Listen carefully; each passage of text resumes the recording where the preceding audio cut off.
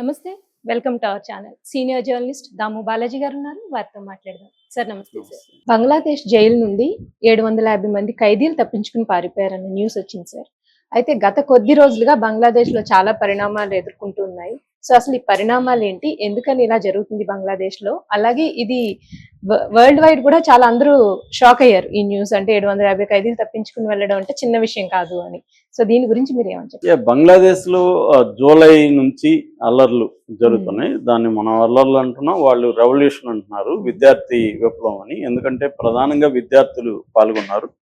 Dhaka university నాయకత్వం వహించింది. ఒక రకంగా విద్యార్థుల తిరుగుబాటు అని కూడా చెప్పుకోవచ్చు. ఎందుకంటే షేక్ హసీనా ప్రభుత్వం, ఆవామీ లీగ్ వాళ్ళ పార్టీ. సో షేక్ హసీనా ప్రభుత్వం గత కొంతకాలం నుంచి అక్కడ తీవ్ర నిర్బంధాన్ని ప్రయోగిస్తుంది. ముఖ్యంగా ప్రత్యర్థుల మీద, ప్రతిపక్ష పార్టీల మీద, విద్యార్థి నాయకుల మీద, పౌర హక్కుల సంఘాల మీద, జర్నలిస్టుల మీద తీవ్ర నిర్బంధాన్ని చేస్తుంది. నేను అనేక పర్సనల్ స్టోరీస్ కూడా వీడియోస్ చూశాను, వాళ్ళు మాట్లాడిన వీడియోస్. దాదాపు 700-800 మంది ఆమె ప్రభుత్వంలో మిస్సింగ్ పర్సన్స్ కిందకి వెళ్ళిపోయారు. అంటే వాళ్ళు ఏమయ్యారో ఎవరికి తెలియదు. అలాగా సడన్ గా ఒకరోజు ఒక అడ్వకేట్ ని తీసుకువచ్చి వాళ్ళు పట్టుకుపోతారు మఫ్టీలో ఉన్న పోలీసులు. తర్వాత వాళ్ళకి అక్కడ మిలిటరీ జైల్స్ కొన్ని ఉంటాయన్నమాట. మిలిటరీ హౌస్ ఆఫ్ మిర్రర్స్ అని ఒక ఫేమస్ నోటోరియస్ జైలు ఉంది. దాంట్లో అతన్ని పెట్టారు ఆ లాయర్ని. ఆ లాయర్కి వెలుగు అనేది లేదు. కొన్ని రోజుల పాటు అతను సూర్య వెలుగు కోసం ఆతృతగా కంప్లీట్ చీకటి దీంట్లో పడేసి అప్పుడప్పుడు తీసుకెళ్ళి కొట్టడం, టార్చర్ చేయడం, ఇలాగే 8 ఏళ్ళు ఉండి మొన్ననే బయటకు వచ్చిన లాయర్ మాట్లాడింది నేను చూశాను.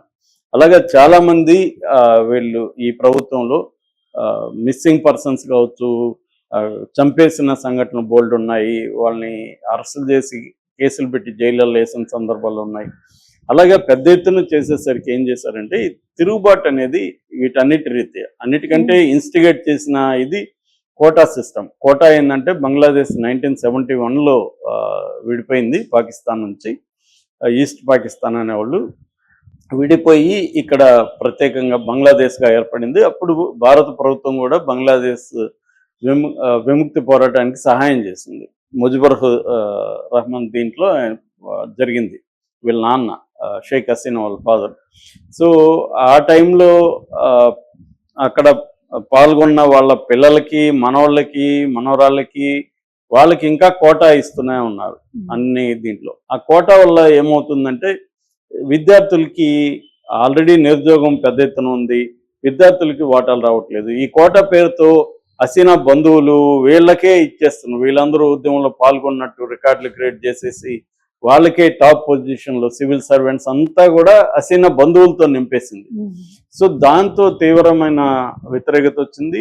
ఢాకా యూనివర్సిటీ విద్యార్థుల ఆధ్వర్యంలో దేశవ్యాప్తంగా ఒక విప్లవం లాంటిది వచ్చింది. చివరికి ఈమె మీదకి వచ్చేసరికి ఈమె వాళ్ళ సిస్టర్తో కలిసి రహస్యంగా ఒక మిలిటరీ హెలికాప్టర్లో పారిపోయి ఇండియాకి వచ్చింది. ఇండియా ముందు నుంచి మన ఇందిరాగాంధీ పీరియడ్ నుంచి కూడా ఈ షేక్ హసీనా ఫ్యామిలీకి ఫ్రెండ్స్ అనమాట, అవామీ లీగ్కి ఫ్రెండ్స్. సో అందువల్ల ఇందిరాగాంధీ పీరియడ్లో కూడా వీళ్ళు ఇలాగే వచ్చి ఇక్కడ రక్షణ తీసుకున్నారు. వాళ్ళ ఫ్యామిలీని అంతా అప్పుడు చంపేశారు అక్కడ మిలిటరీ నియంతలు. చంపేసినప్పుడు ఈమె వీళ్ళ సిస్టర్ వచ్చి అప్పుడు కూడా ఇందిరాగాంధీ పీరియడ్లో తీసుకున్నారు. ఇప్పుడు కూడా మోడీ ప్రభుత్వం కూడా బంగ్లాదేశ్ లో షేక్ హసీనా ప్రభుత్వంతో చాలా మంచి టర్మ్స్లో ఉన్నారనమాట. అందుకని ఇప్పుడు కూడా వాళ్ళకి మోడీ ప్రభుత్వం ఇచ్చేసింది. ఈ క్రమంలో ఏంటంటే విద్యార్థులు ఉద్యమంలో భాగంగా వాళ్ళు ఏం చేశారంటే విద్యార్థి బృందాలు జైళ్ళ మీద దాడులు చేసి ఈ ఖైదీలంతా విడిపించారు. అలాగా 2200 మందిని వాళ్ళు విడిపించారనమాట. ఢాకా దగ్గర నార్సింగ్ జైలు ఉంది, ఢాకాకు తూర్పున ఉంటుంది. ఈ నార్సింగ్ జైలు మీద దాడి చేశారు. ఫస్ట్ దాడి చేసి మొత్తం ఖైదీలను విడుదల చేశారు. అలాగే కషింపూర్ జైలు అని ఉంటుంది. మొత్తంగా 13 సెంట్రల్ జైళ్ళు, 55 డిస్ట్రిక్ట్ జైళ్ళు బంగ్లాదేశ్లో ఉంటాయి.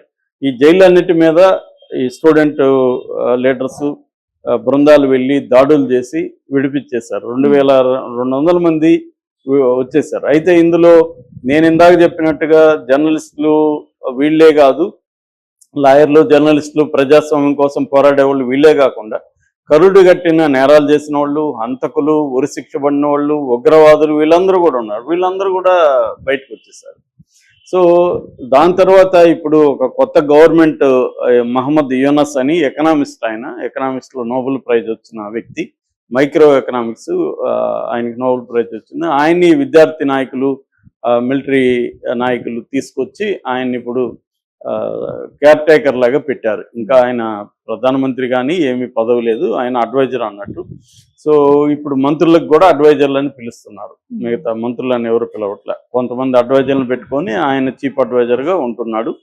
ఇప్పుడు ఆయన ముందున్న కర్తవ్యం ఏముందంటే, గతంలో ఈ విద్యార్థి ఉద్యమాలు జరిగిన వాళ్ళ డిమాండ్స్ నెరవేర్చాలి. అప్పట్లో జ్యుడిషియరీ మీద కూడా విమర్శ వచ్చింది, చీఫ్ జస్టిస్ కూడా రిజైన్ చేశాడు, వాళ్ళకి నియామకాలు చేయాలి. తర్వాత ఎవరెవరు తప్పించుకున్నారు, వీళ్ళల్లో నిజమైన నేరస్తులు ఎవరని తేలితే ఇందులో ఆల్రెడీ 1500 మందిని పట్టుకొని మళ్ళీ లోపలికి తీసుకొచ్చారు. అయితే 700 మంది మాత్రం ఇప్పటికి కూడా దొరకట్లేదు. ఈ 700 మంది ఎవరంటే కరుడుగట్టిన తీవ్రవాదులు, ఉరిశిక్ష పడిన ఖైదీలు, నిజంగా నేరాలు చేసి జైలు శిక్షలు పడిన వాళ్ళు 700 మంది మాత్రం బయటే ఉన్నారు ఇప్పటికి కూడా. వీళ్ళ కోసం ఇప్పుడు వెతుకుతున్నారు. ఇది నిన్ననే అనౌన్స్ చేశారు 700 మంది. ఇది ప్రపంచవ్యాప్తంగా వైరల్ అయింది. సో అది ఒక ఆస్పెక్ట్. రెండో ఆస్పెక్టు, ఈ మహమ్మద్ యూనస్ వచ్చిన తర్వాత మైనార్టీస్ మీద, ముఖ్యంగా హిందువుల మీద, మైనార్టీస్ అంటే బంగ్లాదేశ్లో హిందువులు అక్కడ పెద్ద ఎత్తున ఉంటారు. దాదాపు 8% పాపులేషన్లో హిందువులు ఉంటారు అక్కడ. సో హిందువుల మీద పెద్ద ఎత్తున దాడులు జరుగుతున్నాయి. దీనికి నిరసనగా మన ఆయన స్వామి చిన్మయ్ స్వామి, ఆయన వచ్చి ఇస్కాన్ నాయకుడు, ఆయన ఆధ్వర్యంలో మైనార్టీస్, నాట్ ఓన్లీ హిందువులు, ఇటు బుద్ధిస్టులు, క్రిస్టియన్లు, హిందువులు అందరూ కలిసి ఒక ఆర్గనైజేషన్ ఫామ్ అయ్యి వాళ్ళు పోరాటం మొదలుపెట్టారు. దాంతో ఆయన్ని అరెస్ట్ చేసి ఆయన మీద ఒక రాజద్రోహ నేరం కింద కేసు పెట్టారు. రాజద్రోహ నేరం అంటే బంగ్లాదేశ్ జాతీయ జెండాని దించి తన ఇస్కాన్ జెండాని ఎగరేశారనేది ఆరోపణ. నిజంగా అది జరిగితే తప్పే ఖచ్చితంగా, ఎందుకంటే ఒక జాతీయ జెండాను అవమానించడం ఖచ్చితంగా మన దేశంలోనూ మనం ఒప్పుకోం. కానీ ఆయన మీద ఇటువంటి రాజద్రోహ నేరం పెట్టి ఆయన్ని అతి భయంకరంగా అరెస్ట్ చేయడంతో పాటు లాయర్లు కూడా ఆయన తరపున ఎవరు వాదించకూడదని బెదిరింపులు వస్తున్నాయి. అందువల్ల లాయర్లు కూడా భయపడుతున్నారు. దాని తర్వాత కూడా ఇంకో అరెస్టులు జరుగుతున్నాయి. ఈ అరెస్టుల తర్వాత జరిగిన అల్లల్లో ఒక ముస్లిం లాయర్ అక్కడ చనిపోయాడు. సో ఇలాగా అక్కడ అల్లకల్లోలం ఉంది. దీంతో ఇప్పుడు ఏమైందంటే ఇండియాలో పెద్ద ఎత్తున దీని మీద వ్యతిరేకత వచ్చింది. ఆల్ పార్టీస్ పార్లమెంట్లో ఖండించాయి, కాంగ్రెస్తో సహా, కమ్యూనిస్టులతో సహా అందరూ కూడా బంగ్లాదేశ్లో జరిగే హిందువుల మీద దాడుల్ని ఖండించారు. దాని తర్వాత వరల్డ్ వైడ్గా ఆల్రెడీ ట్రంప్ మొన్న ఎలక్షన్ టైంలోనే హిందువుల మీద దాడులు ఆపండి అని బంగ్లాదేశ్కి పిలిపించాడు. నిన్న బ్రిటిష్ అధికారి మాట్లాడారు. తర్వాత అమెరికన్ అధికారులు కూడా నిన్న హెచ్చరించారు, ఫెయిర్ అండ్ ఫ్రీ జస్టిస్ ఇవ్వాలి ఆయనకి అరెస్ట్ చేసినాక, లీగల్ కోర్సు అనేది కరెక్ట్గా ఉండాలని చెప్పారు. ఆమ్నెస్టీ ఇంటర్నేషనల్ లాంటి సంస్థలు ఖండించాయి. అయితే దీన్ని యూనస్ ఏమంటున్నాడంటే, కావాలనే ఒక సెక్షన్ ఇండియాలో మీడియా దుష్ప్రచారం చేస్తుంది, ఇది చేస్తున్నాడు. కానీ నాట్ ఓన్లీ ఇండియా, వరల్డ్ వైడ్గా ఆయన మీద ప్రెజర్ వచ్చింది. దాంతో మహమ్మద్ యూనస్ నిన్న ఆల్ పార్టీ మీటింగ్ పెట్టాడు. వివిధ సెక్షన్ల ప్రజలతో, ఇంక్లూడింగ్ హిందూ ప్రతినిధులతో, క్రిస్టియన్, బుద్ధిస్ట్ ప్రతినిధులతో కూడా ఆయన సమావేశం అయ్యి, నిజంగా నాకు ఏం జరుగుతుందో అర్థం కావట్లేదు, వరల్డ్ వైడ్గా మీడియా ఏమో ఇలా మాట్లాడుతుంది, మన దేశంలో ఇలాగే ఏమీ జరగలేదని నాకు రిపోర్ట్లు వస్తున్నాయి, మీరు చెప్పండి, మీరు ఎక్కడెక్కడ ఏం జరుగుతుందో నాకు నివేదికలు ఇవ్వండి, అట్లాగే ఎక్కడైనా జరిగితే ఇమీడియట్గా మా దృష్టికి తీసుకొచ్చి వాళ్ళ మీద చర్య తీసుకునేట్టుగా చేద్దాము అని ఆయన పిలిపివ్వాల్సిన పరిస్థితి ఆయనకు ఏర్పడింది. మొన్నటి వరకు ఆయన ఇండియా మీద నెట్టేద్దామని ట్రై చేస్తున్నాడు, ఇండియాలో మీడియా ఇదని. నిన్న కూడా ఇన్ఫర్మేషన్ మినిస్టరు ఆయన మొత్తం ఇండియాలో ఇటు హిందుత్వ శక్తులు ప్లస్ మీడియా, ప్రభుత్వ పాలక వర్గాలు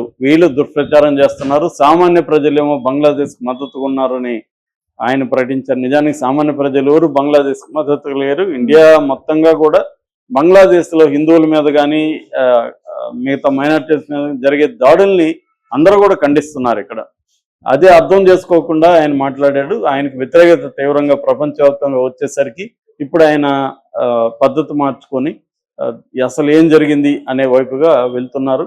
అయితే ఇది సరిపోతుందా, ఇది ఓన్లీ కంటి చూపు చర్యనా నిజంగా అనేది చూడాలి. మన ఫారిన్ సెక్రటరీ కూడా వెళ్తున్నాడు బంగ్లాదేశ్, అక్కడ ఫారిన్ సెక్రటరీతో కలవబోతున్నారు. అంటే దౌత్యపరమైన ఇది మోడీ ఓపెన్ చేసి పెట్టారు. మోడీ ప్రభుత్వం యూనస్తో కూడా దౌత్యపరంగా సంబంధాలని కొనసాగించడానికి రెడీగా ఉంది. వాళ్ళకి కూడా తప్పదు, వాళ్ళు కూడా చేయాలి. ఒక ఇండియా లాంటి పెద్ద దేశంతో పక్క దేశంతో వాళ్ళు విరోధం పెట్టుకునే స్థాయిలో బంగ్లాదేశ్ కూడా లేదు. ఎందుకంటే వాళ్ళకి మనకు బార్డర్ కూడా 4000 కిలోమీటర్లు ఎంతో బార్డర్ కూడా ఉంది. సో అనేక ఇష్యూస్ మన దేశంతో వాళ్ళకి లింక్ ఉంది. ఈ టైంలో వాళ్ళు కూడా పెట్టుకునే అంత పరిస్థితి లేదు. ఖచ్చితంగా దౌత్యపరంగా సంబంధాలు మెరుగుపడాల్సిన అవసరం అయితే ఉంది. దానికి ప్రీ కండిషన్ గా హిందువుల మీద దాడులు ఆపాల్సిన పరిస్థితి, హిందువుల మీద జరిగిన దాడులకి ఎవరు బాధ్యులు వాళ్ళ మీద చర్య తీసుకోవాల్సిన